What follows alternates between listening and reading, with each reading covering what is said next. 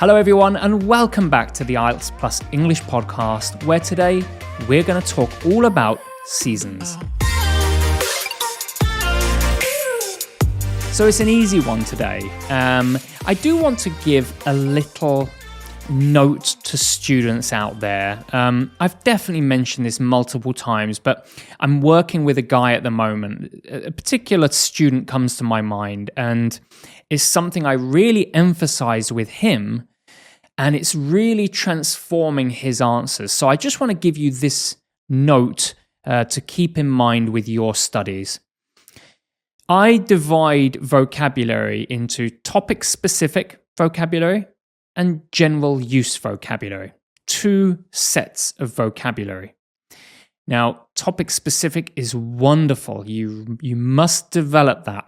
That's what you do with me. Each week we have a topic. You get 10 words in my textbook, and that's developing your topic-specific vocabulary. However, one of the quickest and easiest ways to transform your language is by learning only 10 general use, high-level general use vocabulary that you can use in any answer, any circumstance. So I really want to hear my students quickly find some words like tremendously, primarily, consequently, maybe ubiquitous or detrimental. You've heard me use these words before. They sound really fancy. You know, you won't hear them all the time in spoken English because they're high level.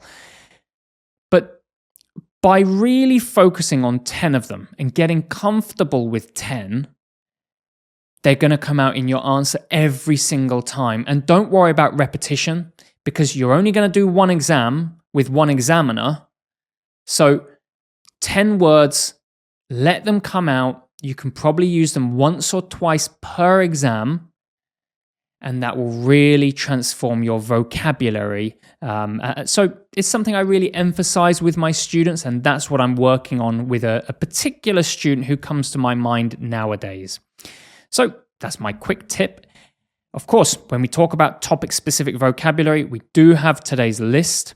Seasons, we're talking about harvest, solstice, hibernate, and some great words related to weather like mild and scorching. So those words are available in my textbook, www.britplus.net. And you can go and check it out there. A lot of people have given me some nice feedback, so I hope it helps you out too. Let's get started. So a little bit of an easier one today. I'm feeling relaxed. What is your favorite season of the year? This has changed a lot for me. When I lived in England, I always loved summer. There's no contest. However, the summer in Korea is so scorching hot with high humidity that it's unbearable. So I would say spring is my favorite season. Okay. What activities do you enjoy doing in each season? Well, if I mention each season, I would say in spring, I like hiking. Summer, I like swimming. Autumn, I think I like reading books and having a coffee in the cooler air. And then in winter, of course, skiing is a big one. So each season definitely in Korea has different nice activities to do, but those are my favorites.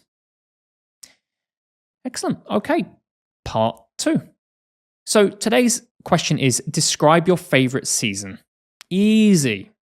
So I'm going to get straight into it. I've already told you my favorite season, but let's do 2 minutes. My time starts now. I'd like to tell you about spring. When I first came to Korea 15 years ago, I was definitely a huge fan of summer. But what I quickly realized is that the Korean summer is so humid and the temperatures go up to 35, sometimes 40. So for me, it's pretty unbearable. And I found that also the winters are exceptionally cold and really dry. So you've got these two extremes which are quite difficult to live in. But the seasons of transition, which are spring and autumn, are really pleasant. In spring particularly, you move towards, from this freezing cold weather, you move towards chilly nights and mild days, and it's really pleasant. You can start going out, going to the parks, hiking, outdoor activities. They are so important to me. So spring is a great opportunity to start getting outside again. Let me tell you a little more about Korean spring. As I said, the nights are chilly, but it is very dry still, so you don't really get frosty mornings like you do in the UK. The days are mild. Sometimes they even get hot, especially towards the end of spring. And we have a lovely blossom festival. It's a festival in Korea, but this period where the blossom blooms, and it's just so beautiful. The whole country changes and the mountains go pink. I can see it from my window. So spring is a really pleasant time of year. For me personally, I'm a huge fan of hiking. So it's a great... Okay. I think that was okay. I did the very typical progression through my structure, and I made it to, for me personally, the opinion section. And as usual, the clock timed out during that, so that was a well-executed part 2. I won't say any more than that. Let's go to part 3. How do different seasons affect people's lifestyles and activities? Well, especially in a country like Korea, where the seasons are it's changing nowadays, but really the seasons are quite distinct. The lifestyle changes so much from season to season. So in winter, definitely people go inside. They don't want to come out. They don't want to spend time outside. The animals hibernate. The wildlife disappear. The mountains become very quiet. Whereas in summer, although people are definitely getting outside more, there is definitely, towards the end of summer, a difficulty experienced by people and sleepiness, and it just becomes quite exhausting, that hot summer temperatures.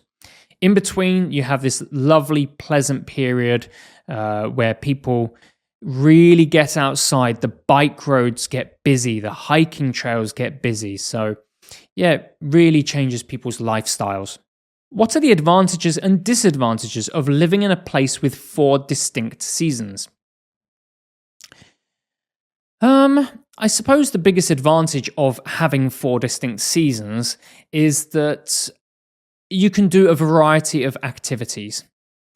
I think a lot of people would be quite happy to have a variety of things they do through the year, from skiing and snowboarding to things like surfing in the summer. So that's definitely a big advantage. On the other hand, I'd say the biggest disadvantage is the amount of clothing you need. I know for me in Korea, with our 4 distinct seasons, I have a huge range of clothing and I need all of it. And therefore, I need all of the wardrobe space. And for everyone in Korea, we have this period in spring and autumn where you have to change everything and put all of your previous clothing into storage and prepare for the upcoming season, whichever that is. So that can be difficult. Good. Quick tip there. I've told you this before, but it's an important one. When they say advantages and disadvantages, my advice, you don't have to do this, but my advice is pick one main advantage, pick one main disadvantage. I just feel that by doing that, you can maintain clarity and depth in your answer. I don't like it when a student just lists things. I prefer a clear advantage with an example, maybe, and a clear disadvantage with an example. That's what I did in my answer. Our last question: in what ways can climate change impact the traditional patterns of seasons? Well, I think climate change, we're seeing that happen, is that we are losing those transition seasons, which are spring and autumn, and the summer is definitely lengthening. And some people say the winter is also lengthening. I don't think the winter is getting colder necessarily, but certainly the summer, for me, since living in Korea, you can really notice that the summer is starting at the end of June, whereas it used to be closer to August, and it goes right through until really deep into October, even the end of October. So that's an incredibly difficult period, and can be very frustrating that it lasts so long. Good. Okay, you can notice there that I did make an error. I said autumn instead of August. It's perfectly fine to make that kind of error and correct yourself. Try not to repeat entire sections, but to quickly go back and change a vocabulary because you chose the wrong one is fine. And that is everything. Good. I hope you enjoyed today's episode. A few tips there today, really, really important ones that I emphasize with students. And that is everything. So next lesson, we are on smartphones. So I don't know if that's an easy one or a difficult one. I think for most of us, it's one that we can really relate to. So maybe not too bad. So study tremendously hard this week, and I'll see you next Monday to talk about smartphones.